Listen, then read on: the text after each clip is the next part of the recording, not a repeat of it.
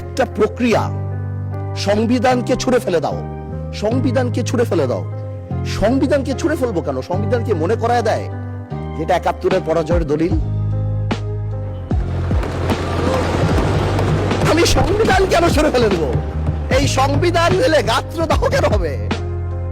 এত গায়ে লাগবে কেন? If I don't like it. যেদিন আবু সাইদ শহীদ হয়েছিল সেদিন চিটাগংয়ে ওয়াসিম আকরামও কিন্তু শহীদ হয়েছে।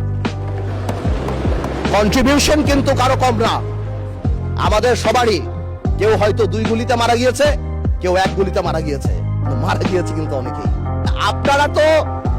আপনারা সারা জীবন ইসলামের নামে রাজনীতি করে লাস্টে এসে বলছেন আমরা শরিয়া আইন চাই না। আপনারা তো ভোটের জন্য ইউ হ্যাভ ডান ইট। আজকে প্রবলেম কি? আমার কথা বলে একটু ম্যানুভার করেন। সংবিধানটাকেও আমরা রেসপেক্ট করি, জুলাই সনদকেও আমরা রেসপেক্ট করি।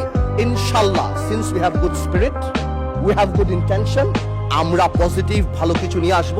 এবং আমি আপনাকে বলে দিচ্ছি, যদি জুলাই সনদের বিরুদ্ধে আমরা স্ট্যান্ড করি, এরা স্ট্যান্ড, আমাদের ঐক্য স্ট্যান্ড করে, আমি আন্দালিব রহমান পার্থ তার বিরুদ্ধে দাঁড়িয়ে কথা বলবো ইনশাআল্লাহ। বাট